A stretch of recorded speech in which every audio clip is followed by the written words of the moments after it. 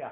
If you wouldn't mind, you say you're recording, and during the course of the recording, I mean, we might get a little bit far afield or something like that. If you wouldn't mind, I'd like to have some input as to what you might not, broadcast beyond this. Is that okay by you? If there's an item that comes up that's a matter of opinion, and I'd rather not have it attached. Okay. Sure, absolutely. I already know I won't use the whole thing. What I was planning on doing was writing a blog post, just recounting our conversation and what I learned from you and feedback from you. And so if I use any of the call, it won't be like in its entirety. It will just be like sound bites supporting that. So anything I'm going to use, I will run through you before I publish it. Okay, that'd be great. Yeah. Yeah, thank you. I've known people to be embarrassed by what they said that they didn't realize it was going to be published. So. Yep. Yeah. Okay. Absolutely. Yeah. It's interesting when I did the interviews for the Party Dolls. I did them over a fairly long period of time, because from the time I first learned about the escape till the time I actually published the book was about 15 years. Piecing together the story here and there, I'd work on it for a few years, and life would distract me and whatnot. But when I finished the first draft, I circulated it back through all the men I had interviewed and let them read it in its entirety and offer feedback, corrections. I said this, I wish I hadn't, or I said this. Yeah. And some of them probably weren't around anymore by that time, right? Yes, a few of them weren't, unfortunately. But the ones who were all gave me feedback. And only one of them asked me to change a single thing. I'll be done. That's good. Yep. One of them in particular called Dramisi a pretty negative homosexual slur. And really? And CS, I imagine. Yeah, exactly. Yeah. And I'm no freaking violent. I grew up inner city. Pardon my language, but I use the word "fuck" like a comma sometimes. Yeah, well, that's all right. You can say all that you want. I'm used to it. Yeah, exactly. So one of them called Dramisi a cocksucker in a quote, and he came back later and he asked me to take that word out. And just said it's I meant it at the time, but it's not the right word nowadays, and I'd appreciate if you dropped it. And I was like, of course I will. I took it right out. Well, I have a couple thoughts, and may or may not be valid, but about John Dramisi. I didn't know him. I lived in New Jersey for years and years, and he was a Jersey boy. And, And I did a little wrestling in school, and he was big time into wrestling. Oh wow. And matter of fact, it wasn't covered very much, and I tried to find out a little bit more about his record, and I couldn't. I'm sure it's out there, but he was on the Rutgers wrestling team, which is a ranked team, so he must have been pretty good at it. Right. And there's something about wrestlers that made the way John Dramisi acts make sense to me. In other words, you talked about him. Do you mind if I just get into this a little bit? Please. Exactly. Excellent. You talked about his attitude and the way it was and the way it was perceived and all of that, and you wondered a little bit about his motivations and all. And I think I've known some very intense, and looking at John almost makes me think this, very intense guys, and to excel in wrestling, by and large, your biggest foe or your opponent is yourself, because it's you're going full out. When I wrestled, it was like 3-3-3, 3-minute period. So it probably was when he was. That by the time if you didn't get a pin and you had got you were really beat. So you were being tested all the time, one-on-one. And I think his challenge was to prove himself to himself. And that's probably the way he approached a lot of things. That's because I saw guys with that kind of a background generally. It doesn't have to be a wrestler, but, it kind of fits with that attitude. That's very intense, demanding a lot of themselves, and it comes across as demanding a lot of the people around him too. High standards and all like that. Physical standards. Yeah. And it seemed to me that was a pretty good explanation of the way John reacted around other guys. He had a mindset that was fixed either from wrestling or maybe even before he started wrestling. Maybe that was just his personality.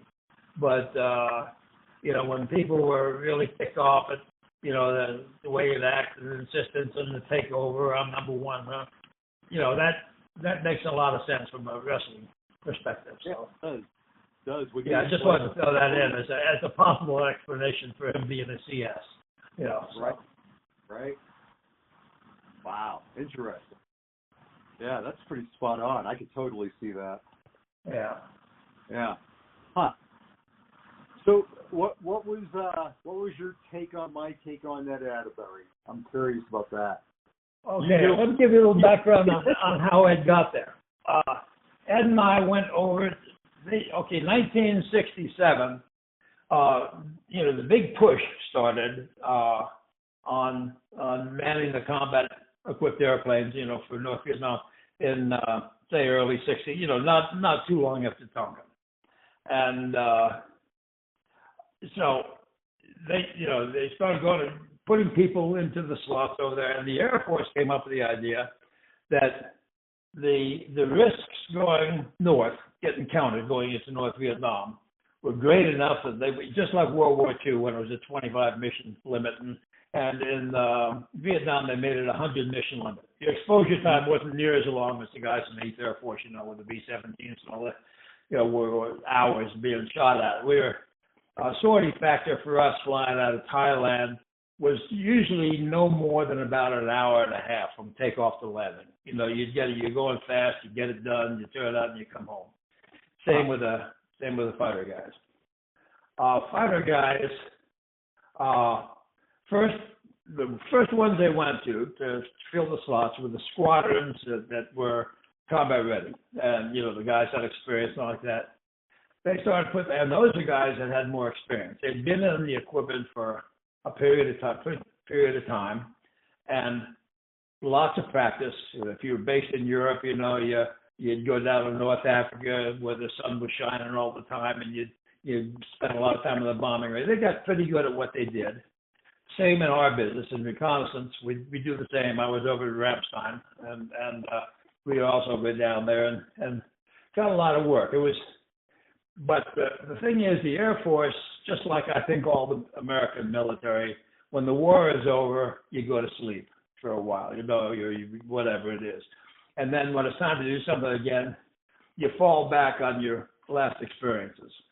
Well, the experience in reconnaissance at the time I got into it was based pretty much on tactics from World War II, when they were flying, P-51s, they call them F-6s, I think. They had cameras instead of guns. So, well, they also had guns, but their mission was to get tactical reconnaissance, to take pictures, before a strike, potential targets, all this kind of stuff, bomb damage assessments, it's everything they wanted pictures for.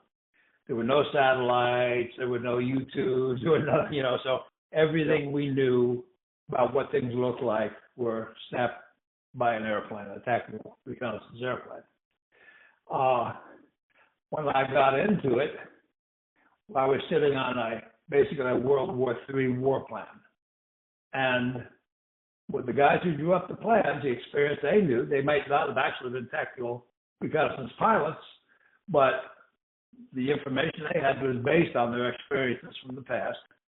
And so our tactics were based on the tactics from World War II. It was low level, 500 feet, 360 knots, which is like a balloon goes about that fast, and zeroing in the target, learning to get. You took 5 photographs, and ideally your target would be in the 3rd photograph centered if everything was working out right and all. And you'd get a good briefing from Intel on what you were looking for. And then another thing that was based on World War II, they gave us, we had one of our big challenges to do the job right, and it made us very competitive with each other, were things like EEI, essential elements of information.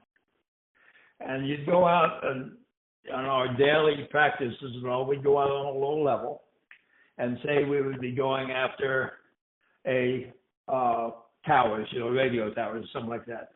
So when we landed, we would simulate that our sensors didn't work, our cameras malfunctioned or something, and you sit down with Intel, and you had to give them a description of the tower. You tell them how high it was, what kind of antenna, so you had to be able to identify the HF from the microwave, from the, the different kind of antennas that would be on top.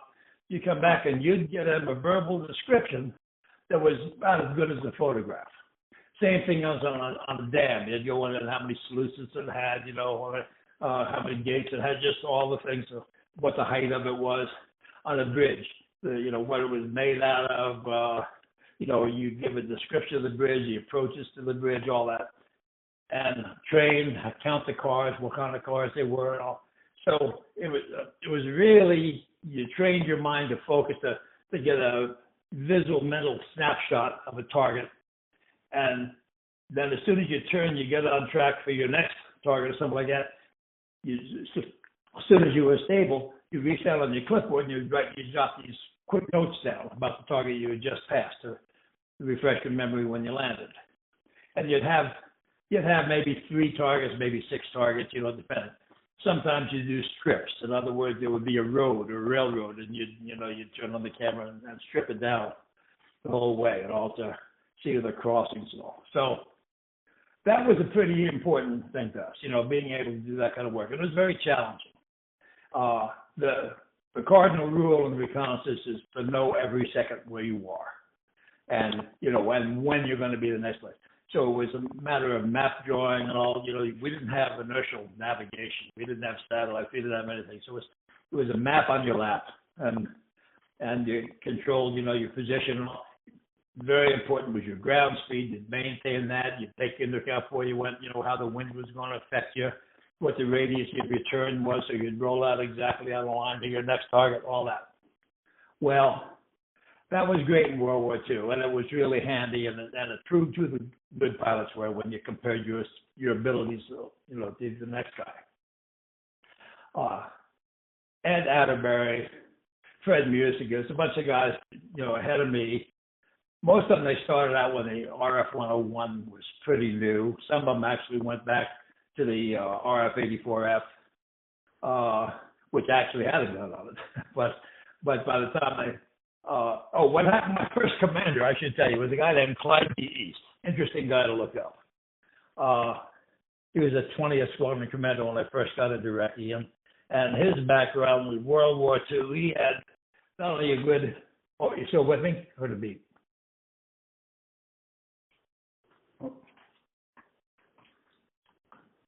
Hello?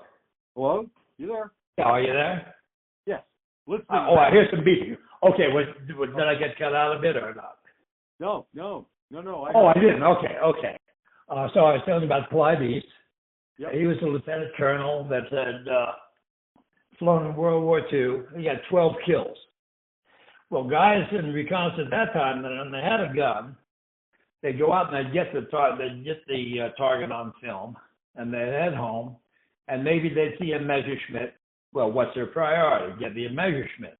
And so sometimes the film didn't make it back, and that would frustrate the people who needed the film. So they came up with a concept of alone, unarmed, and unafraid. In other words, they took your ability to defend yourself away from you, so all you could do is maneuver your way to safety. And they wanted you to think about nothing but getting home with the film. So consequently, from then on, we weren't fighter pilots anymore. We were pure tactical reconnaissance pilots. No guns, no missiles, no rockets, no bombs, no nothing. So that's what, that was the focus right there. And the alone, unarmed, and unafraid thing was something, they said to make you feel better about it. And but the guys who were in Recce at that time were very good at what we did. Now, when I first got in, we actually had a tactical nuclear mission too. We were able to do, I think it was a Mark 28 or something like that, So we'd go down and we'd practice throwing it with the 101 at least, and they still had that. And when I first went, I'd gotten back to my first tour in Southeast Asia and gotten into reconnaissance, and so on the way there, I went through Luke and I got trained on nuclear, a description of the bombs and all that. And then we go down and we practiced on them. Well, we didn't do much practice because we kind of knew it wasn't going to happen, and sure enough, they took the mission away from us and stuff like that. So but that was the only offensive capability they had in that airplane. Well, now Vietnam starts, and your reconnaissance guys are real good at flying on a World War III flight plan against the Russians, crossing the Fulda Gap into Germany, and, tanks and all that kind of stuff. And we also had targets, the World War III war plans included things like tactical nuclear weapons, and we had to take that into account when we were plotting our routes and, all that kind of stuff. Well, come down to it, now we're in a completely different war. We had fought against a completely different kind of enemy with different objectives, and we're trying to adapt. So the real recce guys, the guys that have been doing this kind of stuff I told you about for years and gotten real good at it, all of a sudden we go over there and all that goes out the window, and they say, okay, here's your targets, and President Johnson doesn't like these pictures that he's getting when you're going low and fast, and they get a little bit blurry and all like that, and he wants something to put on the board and have explained to him what was around. So they made us fly higher. So instead of 500 feet, we were up around anywhere from 11, 13, 15,000 feet or something like that. You get a lot of coverage of the camera, hoping the resolution was good enough to give them what they needed. Unfortunately, flying at those levels put us in range of every kind of defensive that the North Vietnamese and their friends could put up against us. We were vulnerable to just about everything. So consequently, and then of course you can't jink when you're in a reconnaissance airplane because you got the cameras rolling and you ruin the images. So you have to fly straight and level with your head in a viewfinder or whatever, taking the pictures. So your only defense is speed. So we like to go very fast. Now, the F4, which we converted to from the 101, I had converted in 66, I guess. We started getting them in Germany from the 101. So by 67, I had about a year's worth of experience in the F4, but with the same tactics and things, and went over there. And we had to relearn flying in that environment from the way we did. And that included Atterbury and all the guys, with the backgrounds and recce. And so we had to relearn, try to stay alive by going fast, try to keep your nerve up so you didn't ruin your film and all like that with too many evasive maneuvers, only when necessary. So now but thing was they had a 100 counter limit. In other words, if you broke the border into North Vietnam, not with Texas, just any place in North Vietnam, you got a counter. When you got to 100 counters, you could go home. So the guys went over, they were getting assigned over there. At first, there's 10 guys over TDY orders, and then they sent them over on PCS orders to say who wouldn't have to pay them per diem or like that, Right. And, but instead of staying there for a year like the Army did and stuff like that, when you got 100 over North Vietnam and went flying out of Udon, flying out of Thailand, everything was over North Vietnam. So guys started picking up. After 4 months, they'd have 100 counters. They had 20, flying almost every day, and every one of them was breaking the border. And so guys are going to have that 4 months, plus a few shoot downs and things like that. The attrition rate went up pretty high. So they came up with orders. They started putting guys in the FTDs, the field training detachments, down at Bergstrom and all, to teach them how to fly the reconnaissance airplane, because they didn't have enough reconnaissance pilots left, because they were all burning out. They were all going home and all.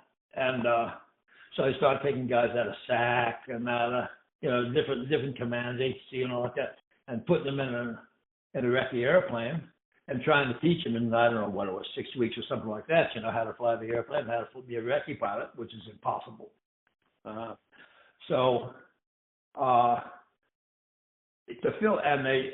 even the FTDs, until they got really jammed up, couldn't produce guys fast enough to go over and keep the slots full.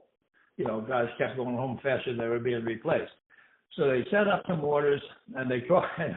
It wasn't a pleasant word, but they were called attrition pilot orders, and they came around, and we had, let's see, Ramstein, Alconbury in USAFE, and we had Shaw basically. I don't think Mountain Home was really ginned up yet, but maybe a little bit of Mountain Home, but mostly Shaw. Shaw was recce town in the Air Force, and then we had Misawa up in Hokkaido and Kadena down in Okinawa, and they were recce bases. So they went to each of the recce bases, and they asked each of them to provide 2 qualified crews to go over as attrition pilots to fill the gap. Only 90-day orders. And they wanted volunteers. I was a bachelor. I volunteered to go over. I'd been over there before in a different kind of airplane and all like that. But you know, I was young and dumb and it was a good deal. So they came up with 2 crews from each of the bases. Well, Ed Atterbury, and I believe, based on what you said in your book about the time of this guy Laurie Langiel, must have been attrition crews from Mountain Home. And a guy named Bill McCaffrey and I were the 2 attrition crews who volunteered from Ramstein, and a couple from Alconbury. You know. So I guess I don't know, it gave us maybe 14, 16 crews or something like that, you know, that went over to, and we were on 90-day orders, is all. It's 90-day TDY. They figured that would be enough time. And we were all supposed to go to Saigon, down to Tan Son Nhut, to the, I guess, the 16th TRS. And so when we showed up, at first they sent us to the Philippines for some quick jungle survival training, and then they had a rainstorm that caused a landslide that killed a couple guys, and so they shut down the survival thing, so they kind of pencil whipped our survival training. And we went over to Tan Son Nhut, and the day I got there, this fella, Colonel Hines, from Udorn, came down and met us and sat us down and gave us a gung-ho lecture. He's a gentleman, said the real war is being fought, you know, just real gung-ho guy. I mean, and he needed 4 crews up there, and because they were losing them a little quicker than they thought, up in Udorn. And in Udorn, everything was over the north. Tan Son Nhut, you might fly over the north once every 10, 14 missions or something like that. You know, mostly it was over the south at night with photo flash fire because the threats were not very high. Over the north, the threats were really high, so very little bit of night flying, a lot of fast stuff, a lot of getting shot at and all like that. So he needed some crews. So the guy went with Bill McCaffrey, buddy of mine. He had 5 kids at home and a sweet wife, and he was paired up with a fellow named Bob Gedlin, and I was paired with a guy named Ken Kenworthy. And when I got to Saigon, all of a sudden Ken Kenworthy gets a message that his wife is divorcing him, so he gets a compassionate leave, and he goes home to take care of things before he comes back, you know, to figure out what he's going to do with the kids and all. It was one of these sad deals. So I lost my backseater. So when this Colonel Hines came down, said he needed 4 crews to go up to Udorn, I volunteered, but my backseater wasn't there. He was home taking care of business. And so I inherited Bob Gidlin from Bill McCaffrey, because I didn't want Bill going up there with 5 kids. I'd do anything to keep him from getting into that situation. So I volunteered. Well, then Ed Atterbury and Tom Parrott they volunteered. And I think this Langiel must have been because it looked like he got there the same time we did, around June '67, something like that. So he was probably in the same attrition group that Ed and I were in. And he stayed in the 16th down at Tan Son Nhut. So he, I'm not sure he was shot down. He's probably shot down at attack 1 or 2 or something like that, but I think he was in the same group. And then of the 4 of us that went up there, 8 guys, and 3 of them didn't come home, and Ed and Tom Parrott were 2 of them when they got shot down. Right. I think he must have had, and they let us, it was 90 days, but we weren't there the entire 90 days. And when we hit 50 counters, they sent us home. And they said because, we ought to be getting up to speed by then, and they only had so many bunks and all this kind of stuff. So my backseater, Bob Gidlin, and we both had already had 50 counters from flying in a B-66, RB-66s up on an earlier time. So all they needed was about 50 counters to get their 100 to go home. So Bob and I went up there, and then Ed and Tom Parrott went up. A guy named Skip Meerdink and Terry Cunningham went up, and then a guy named Bob Linehan, and I don't remember his backseater. So 4 of us went up as crews. And so anyway, that's how he got there. And I think Ed was probably up close to 40 missions or so when he got whacked.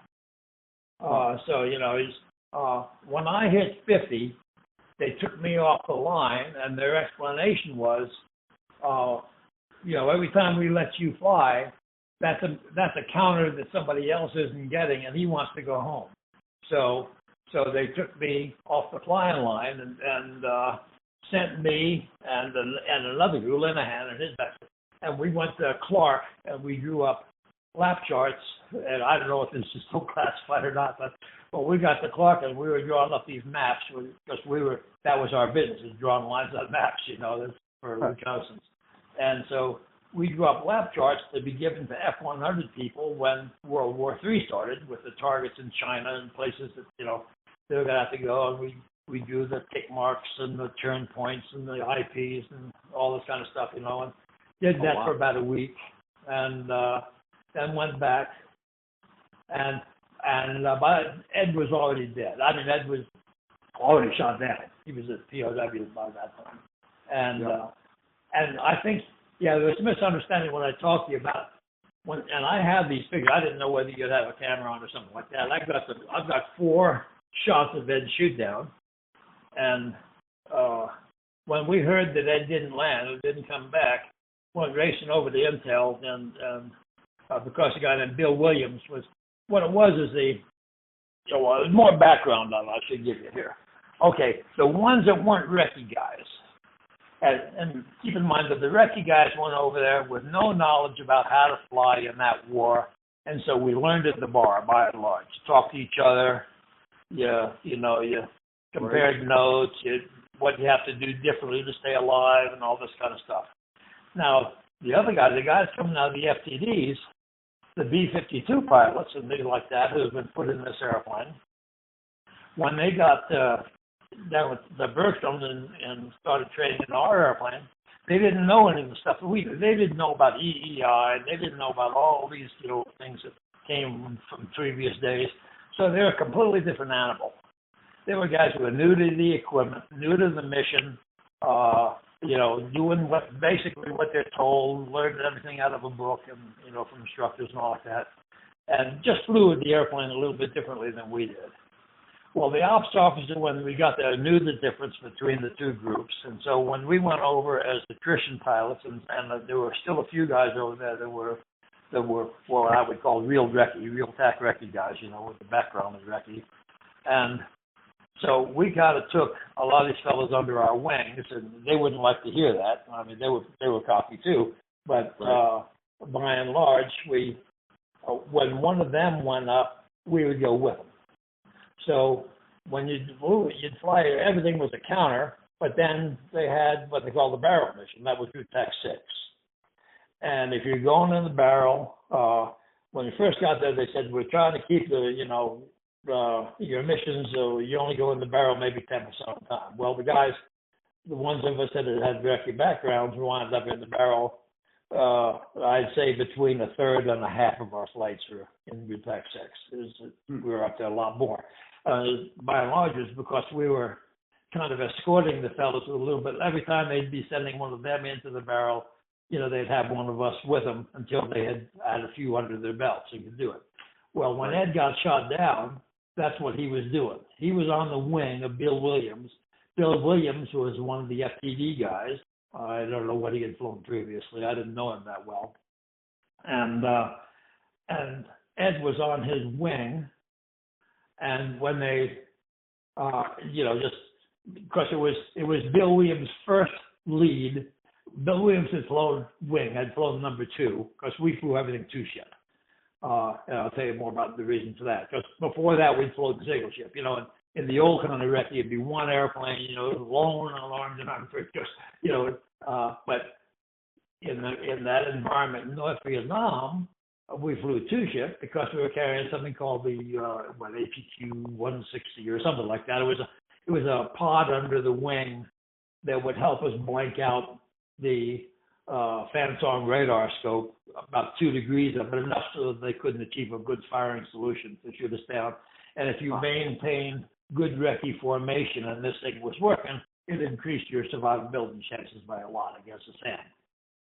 And so Ed was on Williams' wing, and they got down to this area just southeast of Saigon. And when you look at those pictures like you have there, if you look down on the ground, you'll see what we call the draw. It looks like a brazier of the Red River down southeast of Saigon. And you can see that in the background, so that enabled to spot exactly where they went down. Oh, wow. And the fact is that they have those good pictures of Ed indicates that something went wrong. Because if you're flying pod formation so that you could effectively blank out the scope, you was like 1,500 feet laterally off the wing, 500 feet in elevation difference, higher or lower than lead, and 500 feet either forward, which never, or aft of lead. And so that angle right there would give you maximum benefit from your jamming ability against the Phantom radars. Well, the fact that Ed is centered in that photograph shows you that he wasn't in the correct position. And the reason he wasn't in the correct position, here are these guys, you flying about Mach 1.2, and lead Williams started a bit of a left turn, might not have announced it, but just, went to do a bit of a left turn to make an adjustment. And Ed couldn't fall back to maintain his position fast enough because they're flying at the same speed. So if you're turning into a guy, that put Ed right directly, lateral to Williams, and therefore we got good pictures of him.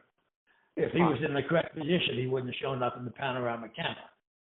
So, and that probably contributed to why the SAM got him, because now the SAM could see him, right? And it picked Ed.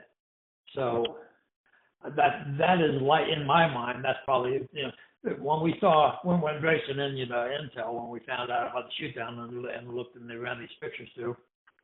And the one picture that you never see that I had, as a matter of fact, I have it here right now because I wasn't sure that you would have a ability to view this thing, but I kept these four of the shots, and there was a 5th shot, and I don't know why the PI, the photo interpreter, didn't develop a shot that came after the last one, and there was a high altitude panoramic camera, so he doesn't look real big. He's 1,500 feet out there, but he looks real tiny in the frame. And but the photograph that came after the last one, that's generally published, that you can get online or like that, showed nothing left but a fireball behind him, supersonic fireball, and the airplane broke it off behind the cockpit, and the way they turned the picture, when he got out of the PI got out of his magnifying glass, you could see 2 helmets still in the cockpit. Oh, wow. And then after that, you couldn't see anything. So we figured they were dead. We figured, well, they didn't get out. And here this thing is tumbling supersonic. You can imagine G-forces on these guys and the heat, from the fire. But fortunately, I guess the fire stayed back in the fuel tanks area and all like that. And when the airplane broke apart, the canopy area got free. So, and when the G-forces came off enough for them to be able to initiate their ejection, they both got out of the airplane. And I don't know. Now, Ed Atterbury, when he landed, and the other guy you talked about that went down with him he was a fighter, I think a 105 pilot, went down the same day about the same time. So they picked them all up. And they didn't have Tom Parrott, the navigator's photo. They had just his ID card photo that what we were told was a New China news agency published the next day. Yeah. But that's how we found out that Ed was still alive, and we assumed, even though it was just a passport photo of Tom, that we hoped that that meant he was alive too. And the reason they didn't have a regular photo of him is because he was unconscious, I think, for about 5 days after he hit the ground. And but they did take his ID card picture. They took a picture of that, and then they took a picture of Ed and the fighter pilot, and they published those. And that gave us, we said, well, at least Ed is alive, and we hope that means Tom's alive too. So that's how we found that they were down. And that's why the tactics were flown. That's why he got shot down. That's, in a nutshell. That's more than a nutshell, I guess. But that's a background on that was fascinating to listen to. That was incredible, Bruce. Thank you for sharing that. Wow. You bet. Well, I've had a lot of guys. I've been away from that environment a long time, but I've maintained friendships with a lot of guys, and the memories that you get from that time don't go away very easily. Right. Sometimes they're enhanced with time. You do hear some war stories. But I've shared that. I used to do a little presentation for like a church men's club or various things, and I had an old flight suits and combat, my jungle boots and all the stuff we wore, and my survival knife and packed all the stuff that we carried with us, and I'd take that up and included in these pictures, and then I have the charts. Now the charts that I have that we drew our lines on were, they would get the blank, these jog charts, joint operations, graphics charts, 1 to 250,000 scale, and that's what we've used. If we fly low altitude, a lot of times you can fly at 1 to 125, but over there everything was done on 1 to 250. And what Intel would do is they would take a bunch of these charts every day, and they would update them by drawing circles and lines. Now, a little black football meant a SAM site. Now, I'm looking right now. I have 2 charts that cover about half of Route Pack 6 and part of Route Pack 5 and all like that. And it is chock full of footballs. And every one of those footballs is a SAM site, meaning every one of them is a fan-song radar and 6 SAMs, 6 launch pads. And there are tons of them. And the radius of each one of these things, we were told, was 27 miles. And you were trying to get away from an airplane, from a missile that was going Mach 3. And the fastest we could go, even if we weren't carrying anything under the wings, was Mach 1.2. Even though the F-4 was a Mach 2 airplane, it's not a Mach 2 airplane as soon as you hang on this ECM pod on the bottom of it. And, we punch off all of our external stores, our fuel tanks. We take off the 600-gallon center line, and we punch those off. If we're going to Route Pack 5 or 1 or 2 or something like that, 3, normally we keep the tanks on because you didn't have to go fast. There weren't that many people trying to kill you. But if you're going to 6, you got to clean as quick as you could. So we punch off our center line up over the plane of jars, and we probably filled the plane of jars up with 600-gallon empty center line tanks. And then as we burned out the 270-gallon tanks under the wings, as soon as they were empty, we jettison those, and you look at your wingman and make sure his came off and all of that, And then by the time we got to Route Pack 6, we were clean. Well, this airplane, the F-4, especially the RF, which is a little quicker, a little cleaner airplane, but just with that APQ jammer on the bottom and the pylons that the fuel tanks were attached to, they created enough drag to take away a complete 1.0 Mach. So instead of a 2.2 Mach airplane, we were flying a 1.2 Mach airplane. So, and if we could have flown Mach 6, we would have, But so we weren't, the speed was good. Speed is life, but you didn't quite have the speed you'd like to have had. The new airplanes and all, they're not designed to go real fast because the new philosophy is you don't need to go fast because you can't effectively dogfight going that fast and all this kind of stuff. So, but they are at least clean. Everything is internal on them now, and they made them clean so an airplane can fly up to its capabilities nowadays, like the 35, the 22, and all. But with the F4 and the Thud and all those, you were limited on speed. The Thud could go fast, like the Wild Weasel guys. They get up 600 knots and go all day, but we could go 600 knots also, and saw that a lot. But we couldn't go any faster than that. That was about it. So, let's see what else might be of interest here. The personal war stories. I got a couple of those, but about Ed. Yeah, we were talking about him. Remember about Ed? Yeah. Okay. Something was on my mind earlier. I was going to go. Yeah, Ed's description based on your interviews with the cellmates and all like that. He wasn't a popular guy. John Vermeese wasn't a popular guy, but Ed that came across. Yeah, Ed came across. You said as a mystery. He was, like I say, he had a good recce background. He was old time recce. He knew all the precise ways to do things. So he was also an AVCAD. In other words, you didn't have a college degree. Right. Some of the best guys I flew with were AVCADs. They had gotten there, they had maybe 2 years of college or something like that. They got out and they said that they'd rather go fly airplanes. And Fred Musikus, probably the best pilot I've ever flown with, that I stay in touch with even now, was an AVCAD. He was graduated #1 in his class. He was part of Able Mabel when he was a lieutenant. I don't know if you look that up. Able Mabel was our initial jet experience in Southeast Asia. They were these guys that went down kind of secretly, mapping all the area around Laos and what was going to become the Ho Chi Minh Trail, Laos, Cambodia, and all. It was all secret. And Fred Musikus got a little plaque with a spent bullet that they dug out of his fuel tank when he landed. So they were getting shot at, and but he was highly regarded because to be entrusted with that when they had no support to speak of. They were making their own nav aids. They were designing everything, just original thought, but Ed Fred is the kind of guy, in the squadron.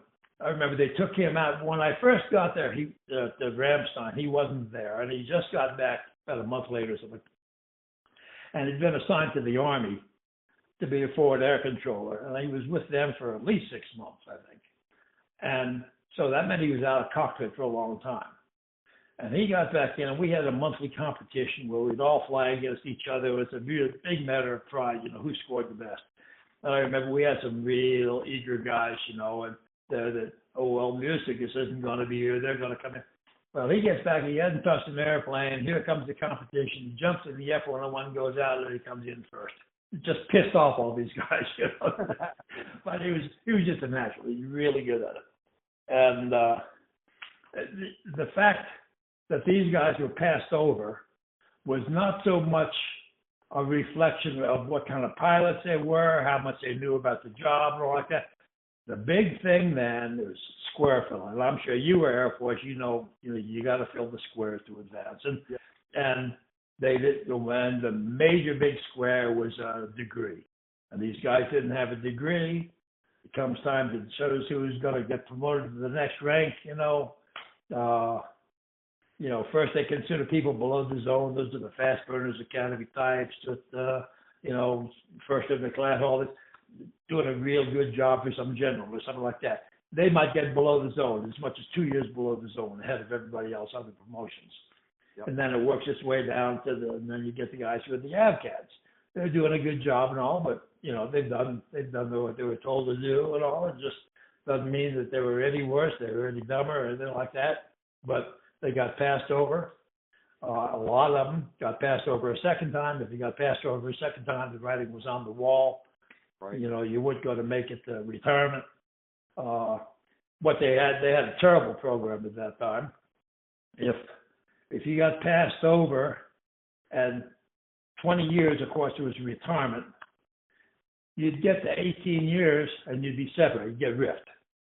And get separate. And what they do, they take a guy who was maybe a major and he was not going to make lieutenant colonel, and they give him 3 stripes and give him a chance to be a non-com to finish his 20 years so he could retire. And if you'd see these guys when you're on the headquarters base, because usually that's the assignment they would get, some staff job or something like that. Very humiliating. I thought it was just a terrible thing to do to these guys. Yeah. And I remember walking down the street because Shaw, where we spent a lot of time in Recce, was the 9th Air Force headquarters. So there were a lot of support type troops in there. I'd walk down the street and I'd see a guy coming toward me with command pilot wings and 3 or 4 stripes on his shoulder. And I would just about cross the street from keeping him so I could keep him from having to salute me as a lieutenant. Right. Right. Right. Yeah, it was just a terrible program. A lot of guys went through that kind of thing. So, they didn't want, but that was I don't think they thought about all that back when they were, 20 years old and decided to be an Afghan and fly a jet. So, but I wouldn't take anything away from Ed on that count. Now, Ed, I hung out with Ed. I knew of him from Shaw. I got to know him as soon as we got, when we got to the Philippines and, flying from Travis over the Philippines and then into Saigon.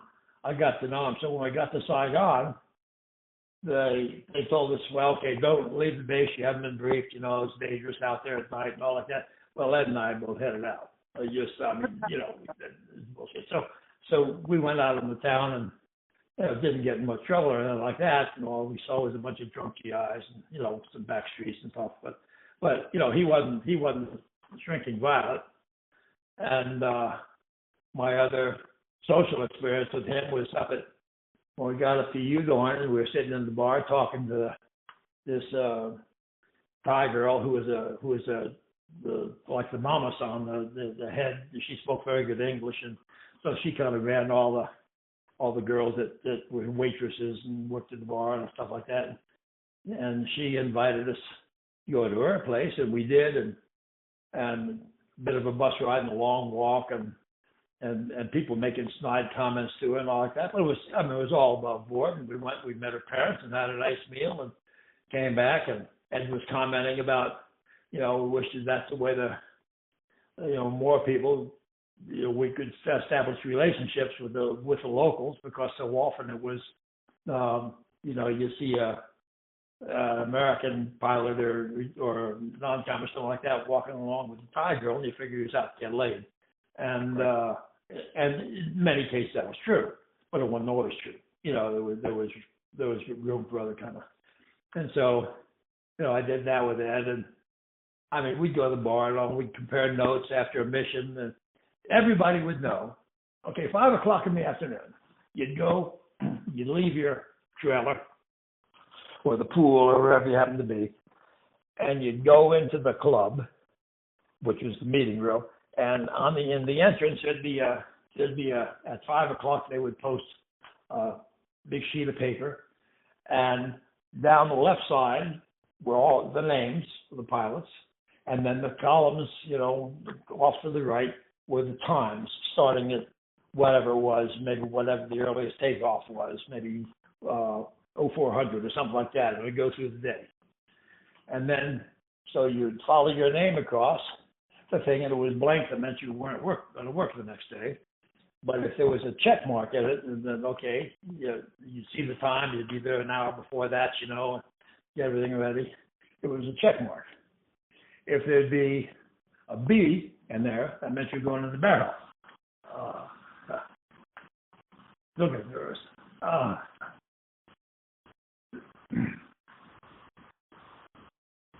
Right. So excuse me.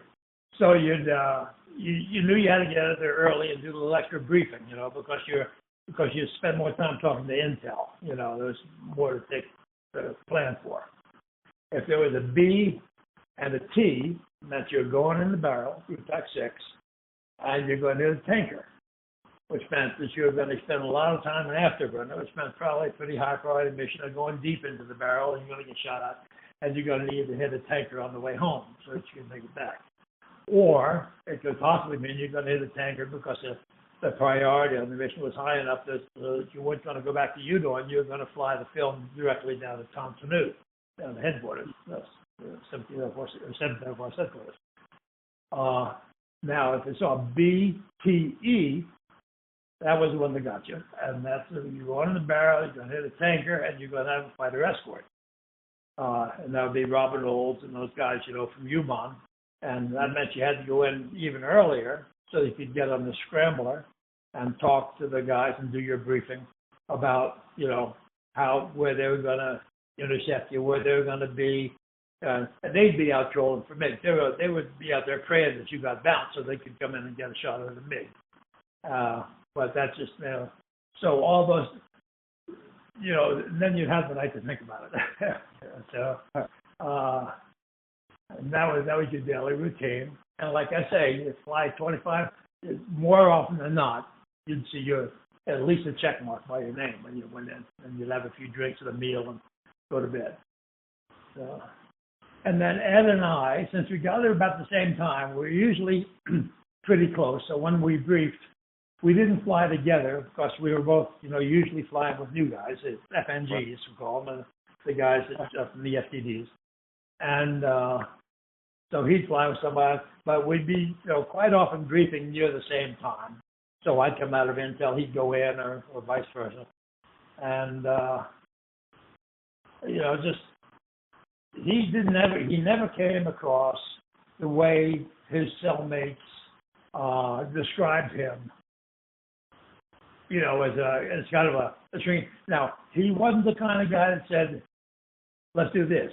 If somebody had said, let's do this, he'd say, yeah, let's go. Let's have but he wasn't the guy to instigate things. He wasn't a troublemaker. He wasn't the guy who's going to get you in trouble or anything like that, But he was, he was competent.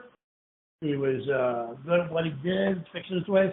I talked to Fred about, Ed went down. He was actually I think he only flew one, but when the Cuban Missile Crisis started and we sent the 363rd, sent the F-101s down there to get pictures, and the Navy sent some of their Crusaders down. And he, I think, flew one. Ed was one of the very first to go in and take pictures of the missile sites in Cuba.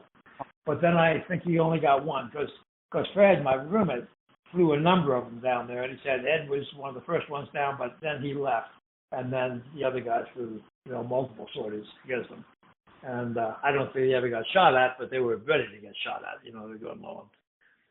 So the only guy who got shot at was this guy in the U-2 named Anderson who got shot down. But Cuba was an exciting time for the guys in Iraq. He was just before I got into Iraq, so I didn't get in on that. But I know Ed was involved in that. Yeah. He'd been around Iraqi for some time, mostly 101s, which was a single-seat airplane. And then when we got to the 4, of course, you had a guy in the back. And, I never heard anybody say a negative thing about him. So no, I don't know. Really, no one ever said anything negative about him. They just, he kept to himself, and no one could understand what Dramisi said to rope him in. Yeah. Well, I think we're, talking about Dramisi, he was the kind of guy, he knew he wasn't going to be able to go alone. I mean, that's your training. When we went to survival school, all of our escape and evasion training, you broke them into twos. The guy I went to, Blade got killed over there, but he was a guy I'd gone to school with, and he was my evasion partner at Stead. And he got sick halfway through that thing, and I had to do a forced launch on him so we wouldn't flunk the course. And, we walked all night and like that. And everything was, when you were evading, you didn't want more than 2, you didn't want less than 2, And that was your best chance of successful evasion. So I think that's the reason he needed somebody to go with him. Dramisi needed somebody to go with him. Yeah. Oh, yeah. They knew it would be an operation. Right. Yep. Yep. So. Did you know if he was involved with the classified letter writing program? Oh yeah, I meant to talk to you about that. Yeah, you made a bit of an issue about the fact that the reconnaissance pilots might have additional information, and I would say no. I would say I don't think that we were exposed. I mean, we all had top secret clearances because of the stuff that you were, but it was basically to protect what you did when you were flying and all like that. They weren't giving us a lot of knowledge because we were ops guys, we weren't planners. Yeah. So they weren't giving us any stuff that I think would have benefited the enemy any more than the regular fighter pilots. I think that might have been, a little bit exaggerated, not by you, but, just you might think it when you see guys in reconnaissance and, it's all about intel gathering and stuff like that. You might think that they have a wealth of information that would be useful to the enemy. And by and large, you can kind of tell them, I mean, they would probably know what you were doing that day. They'd want to ask you exactly what your target was and all like that. But if they got much deeper than that, you didn't have much you could tell them. You wouldn't tell them anyway. But if you, that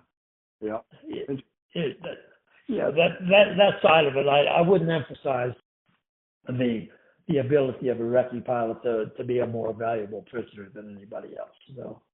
Okay, cool. That's really interesting to know. Yeah. All right. Yeah. Okay. Anything else you want to share? Impressions, feedback, Ed stories?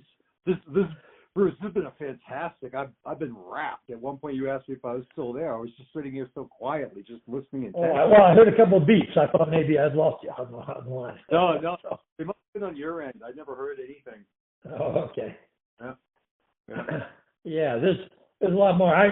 I'm doing genealogy right now. That's got me onto Google and different sites and all like that, looking back, and that kind of triggered something in me that made me more curious about looking, guys that I knew from the past. So I started researching guys that I've known in the past. And I came up with one recently. This is off subject, but I was down at Shaw and I was flying in base flight, one of the T-33, T-bird, just to support, right. all the other guys, and one of the guys, I was very fortunate early in my career when I was first starting out in the early 60s, the headquarters jobs and a lot of support jobs were full of World War II guys that had either stayed in or gotten back in for Korea or something like that, but they were finishing up their 20 years for retirement.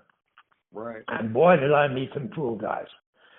And I flew C-47s for a while with some of these guys who were doing it. They were sending out the old original Dirty 30. I don't remember if you ever read about them, but they were the first American flyers in Southeast Asia in C-47s flying with the Vietnamese who couldn't figure out how these Americans learned to fly this French airplane because the French had given them the C-47. And one guy, when I got to Shaw, and he was in recip scheduling, and I was in the jet side. But I got to know him pretty well, and he was telling me a story a little bit about something that happened to him in World War II. And I'd always had that in the back of my mind. And I finally looked it up, and damn, I found the most interesting story, something that probably interests a guy like you. His name was William Fredenberg. He was a Menominee Indian. He was, I think he was maybe one quarter Indian, but he grew up on a Menominee reservation up in Wisconsin. And World War II came along, and he got in the Air Force, and he became a T-47, a drug pilot. And he went to the UK and was flying T-47s over there doing, I guess he did some escort, and then they started, after the invasion, they started getting heavily into fighter bomber, into ground attack. And he got shot down, I think, on about the 17th of June, right after D-Day, and was captured by the Germans.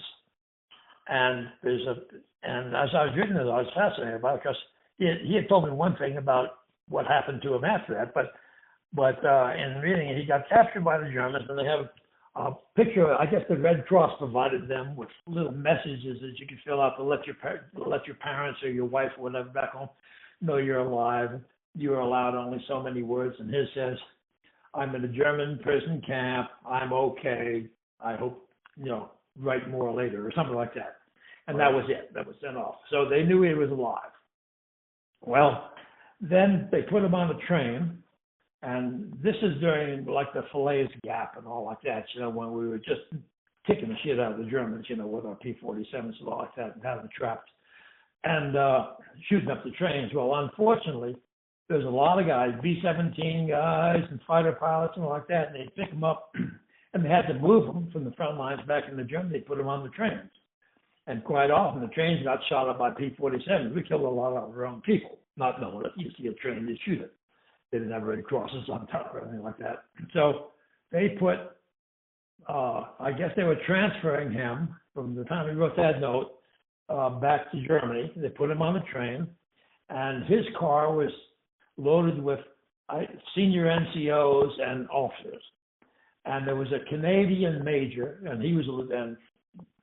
Fredberg was a lieutenant, and they were traveling at night, and they made a hole in the back of the car and got everybody in the car off. The train came to one of its many halts for whatever reason, and they all snuck out of the car at night. And he said later in a letter or something that I read, he said probably the high point of his life is seeing the lights of that train disappear in the distance. They're on their own. So he was out of captivity. And they were picked up by French partisans, or Free French, or whatever they were. And they made they made Bill put this. And now here's where, and I didn't know any of the stuff I just told you until I just read about it. But what the story he told me is that he had been picked up by the French partisans, and he wasn't going to sit around and eat their food and not do anything. And he didn't speak much French, so they got the word across to him. They gave him a rifle, and they went out at night, and they went to a German barracks and surrounded the barracks and started shooting those barracks. And as soon as they started shooting, this return fire, automatic weapons, I guess MGs or whatever, 41s or whatever they had, started shooting back at them. And Bill is sitting there shooting, and all of a sudden he's realizing, shit, he doesn't hear any other shooting from his side, and everything seems to be getting shot at him. So he turned around, and he'd gone to a cane field where they'd cut this cane down, So as he's trying to get through the field, he's cutting the hell out of his hands and his knees and all, trying to stay below the fire hall. And he made his way back to, he knew where he was supposed to go, and he made his way back to the French, and they're sitting there laughing their ass off at him. Somebody, because I guess they were used to this, and somebody had betrayed the attack, and the Germans were ready for him. And as soon as the French guys got there and they saw the Germans return fire, as soon as they opened fire, they knew they'd been given away, so they just got the hell out of there. Bill didn't know that. He kept firing. He stayed there shooting, and they thought it was funny as hell. And so at any rate, then I read his squadrons or his wings history, and all they say about it is that he went down on the 17th of June and returned to his unit in sometime in August or September, something like that, and that's all they say. Nothing about anything else that happened to him. That all came out, like me talking to you, that all came out word of mouth, and later on, these are some of the histories, that we've lost, and things like that that have happened. That and there are so many stories like that. The guys I flew with, best guys I ever knew were these guys that been through World War II. I learned so darn much from them. So. Right. It has nothing to do with that Atterbury. Sorry, but. Yep. Yeah. No, I feel the same way about Bill Baugh. I was a child of Vietnam. I was born in '64, so it was. I have mild memories of my childhood, seeing Walter Cronkite's show, war footage and protests on TV, and that was my memories of Vietnam. And then I meet this guy, and I was a cocky 25-year-old twerp, thought I owned the world, thought I knew it all. And then I start working for this guy who had spent a quarter of my life going through a living hell that I couldn't imagine, and emerged from it the most just laid back and approachable and just human person you could ever meet, you know? Yeah. Great. Well, that's the way they were. Yeah, they were. That was my impression. Very unassuming. No braggy, no show or any of that. Just if you wanted to know what happened, and some of the advice I got from these guys, because I mean, a lot of it was about flying, but a lot of it was about things like walking into somebody else's bar and accepting an invitation to play dice. Automatically, you're going to lose all your money. Yeah. I mean, I grew up pretty quick listening to these guys' sage wisdom. So. Yep. Totally. Bruce, I'm going to let you go, but I have thoroughly enjoyed this conversation. I've thoroughly enjoyed listening to you. I'd like to do it again sometime, maybe, but at the very least, I'm going to take what we've got here and probably mess around with it for several days, clean it up and do some writing around it, and then get back with you and share it all with you and see what you think. Does that sound okay to you? Yeah, that's fine. I'm afraid I didn't focus as much time as you might have thought, with on Ed. No. I was concerned a little bit about, he seemed to come off as, not wimpy, but just, as a guy who could be led around by the nose. And he never made that impression on anybody I know of, so yeah. I think what they were doing is they were maybe comparing him to Drew Macy. And compared to Drew Macy, anybody had come off as a little bit wimpy, I suppose. That's a really good insight. I promise you I'll use that thought in what I put together, because that's a really, really interesting insight. I can see the validity of that completely. Totally. Yeah. All right. Cool. All right. Thank you, sir. Okay, George. Well, yeah, it's good talking. I did all the talking and didn't do much answering. If you have any questions that you intended to ask, I'd be happy to field those as well. But yeah, maybe as I'm putting this together, maybe. But no, I thought this was fantastic. I thoroughly enjoyed it. So thanks for very good. all the insights. All right. Okay, take care. Enjoy Colorado. You too. Cheers.